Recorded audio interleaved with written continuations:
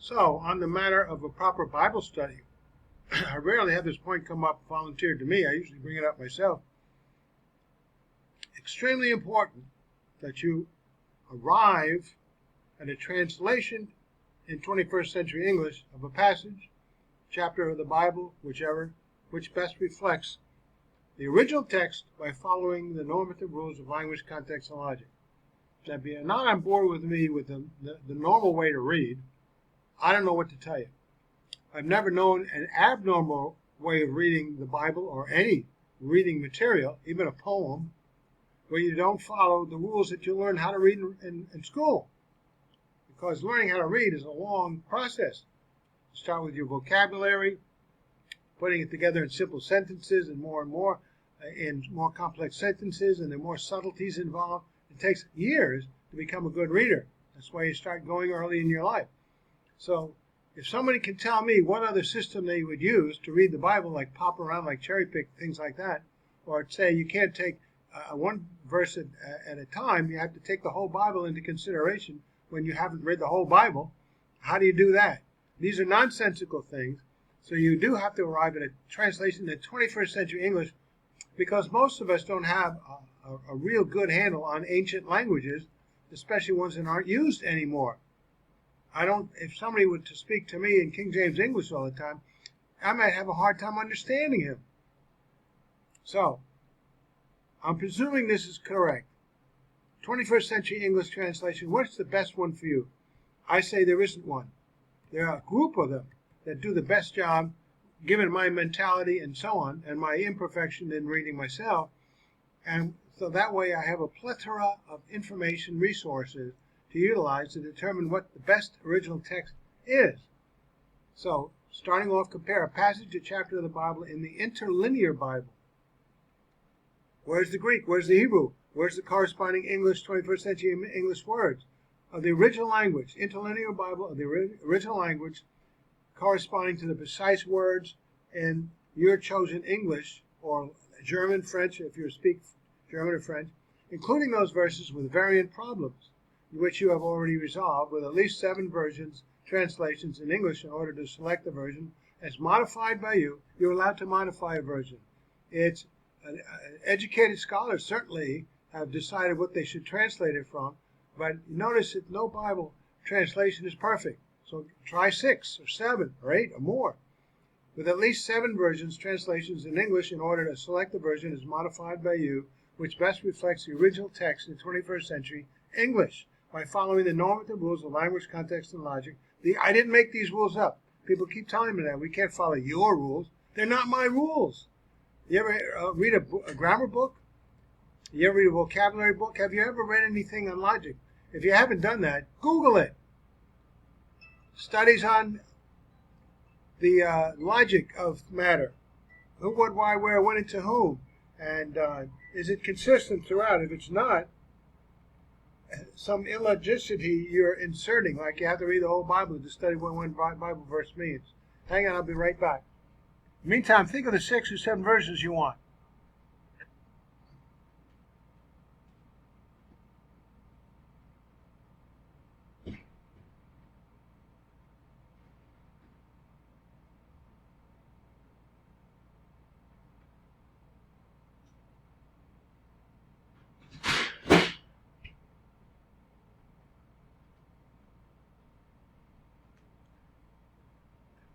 All right, 6 or 7 versions. I've studied a number of the versions, narrowed them down to the 6 or 7 that I like best. New King James Version, New American Standard, they're like sisters. Young's Literal Translation. NIV, it's a paraphrase. That was my first study Bible. Sometimes it has a remarkable insight that sometimes the other versions don't have, but more often than not, it corroborates the King James, New King James Version, and the New American Standard, NASB. And I like the Young's Literal Translation because it's sometimes, to a fault, it follows the correct word order, and it tries to stay consistent with the verb tenses of the original language. So let's see what we got here. I've run across the Holman Standard Bible and the Authorized Version, which is also King James English. See, I do like those translations, and then I try to translate the King James English back into 21st century English. Here we go. See, right across the top, New American Standard Bible, Young's Literal Translation, New King James Version, Holman Christian Standard Bible, American Standard Version, not the Authorized Version, King James Version, and the NIV. Taking a look at that, and off to the left is the interlinear. So let's compare that with the interlinear. I have another page on that. Put these two together.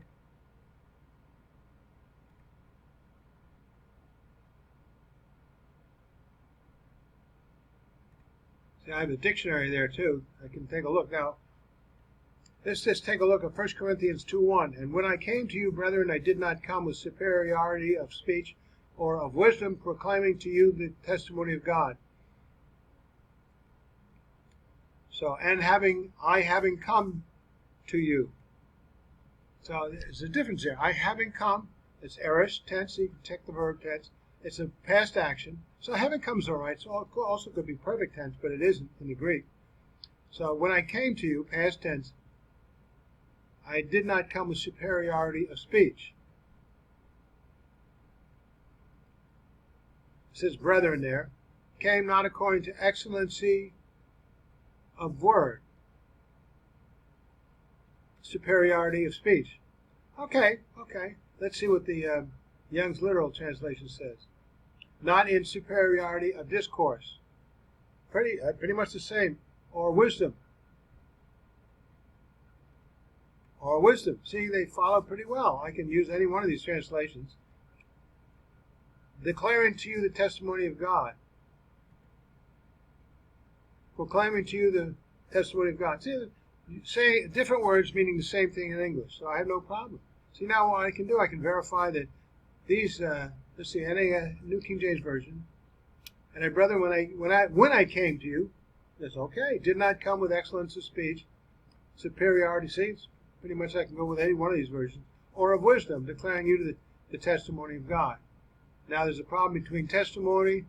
A number of versions have testimony, a number of versions have mystery. And we looked into that in this particular book that I have. Here it is. New Testament Text and Translation Commentary by Comfort. His name is Philip Comfort. It's a comfort to me to have this there because sometimes the discrepancies are serious. These are not right here. Testimony, several places in this book, Paul uses the word mystery, which is a little bit like not heretofore known, rather than just the testimony of God.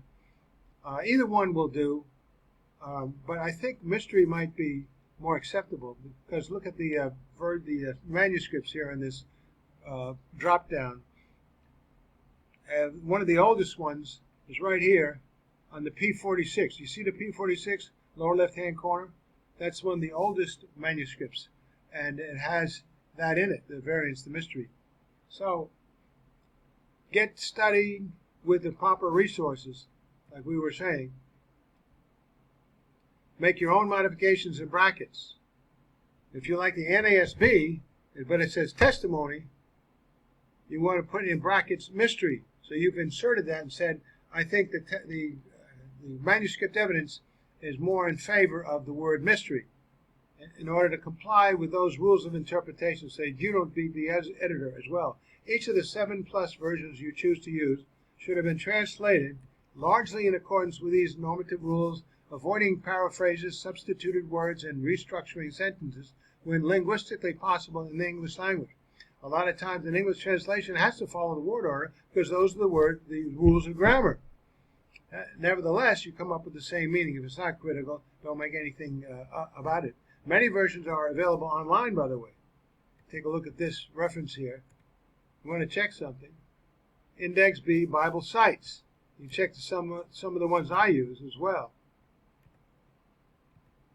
The version you choose, I would choose versions you choose to compare with the interlinear should include a number of versions which are noted for their literal translation, like the word order. Sometimes if you leave a word out of the order of sequence of time, that becomes a problem. I remember a verse that talks about speaking in hymns. Instead of honoring what the Lord wants and speak in hymns and phrases and so on and so forth, actually it's 4 or 5 different evidences of honoring the Lord. Instead of they're separate. So there's a slight difference there in that passage I could go to, but let's not digress that much. The versions you choose to compare with the interlinear should include a number of versions which are noted for their literal translation and a number that attempt to be faithful to the word order, no matter how awkward, of the original text, such as the literal ones, the Young's Literal Translation, the American Version, and the King James Version, which do both. The 3 versions and others have archaic words which need to be corrected, these 3 here, to 21st century English by consulting an archaic English dictionary available online and or comparing them to 21st century English versions yourself. A lot of stuff online now make it very, very efficient and quick to refer to things and answer the questions right away instead of going and look at a library every time a question comes up. So archaic words have significantly different meanings than what the same word means in today's English. Also trustworthy are the following versions in 21st century English: NASB, New King James Version, Holman Standard, NIV. Occasionally the Septuagint, Greek, Old Testament, might be needed since it is often quoted in the New Testament.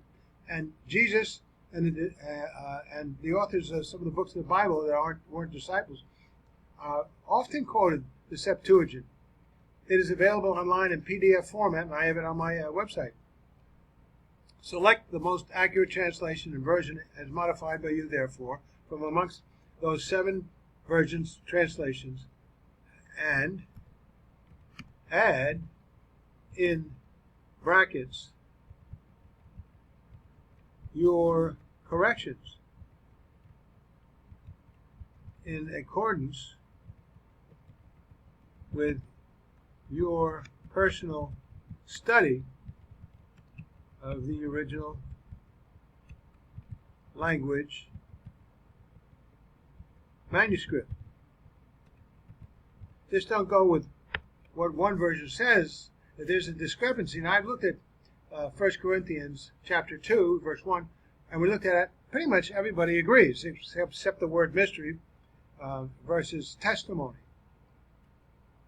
So, the version translation you selected and modified from the group of versions you are comparing to the interlinear Bible original text to represent a translation in English of the original text of each verse should, here are the rules, reflect the proper meaning of each word in modern 21st century English that best fits the context of that verse. A lot of versions out there that say you only have one meaning for every word in the Bible. So, whenever you see this word, every other time it appears in the Bible should be the same. That's nonsense. Note that the interlinear Bible defines each word as to its particular part of speech, tense, number, gender, mood, voice, person, and stem. So you have to understand what these mean to aid in your understanding, interpretation, and decision. And you can get online some Greek and Hebrew scholars that will break it down for you. Part of speech, tense, number, gender, mood, and so on. There's some mistakes sometimes go there. They have plural instead of singular. And they keep using that. When it shouldn't be, it should be plural. And the 7 or more versions of the Bible in Hebrew, Greek, and archaic English dictionaries will aid as well. Hebrew Greek dictionaries offer a number of possible meanings, which may or may not agree with the interlinear Bible's rendering of the word in English. Take care to note differences amongst the versions and dictionaries you are using and determine the best meaning for the context. Refer to grammar books, some of which usually come with the interlinear Bible to explain the parts of speech as needed. Other Greek Hebrew grammar books are available online or in bookstores. So we're doing a job here of being a good researcher. Then keep the word order of the original language as far as possible within the framework of the normative rules. And keep the verb tenses consistent with the original text by referring to Greek Hebrew grammar books and dictionaries.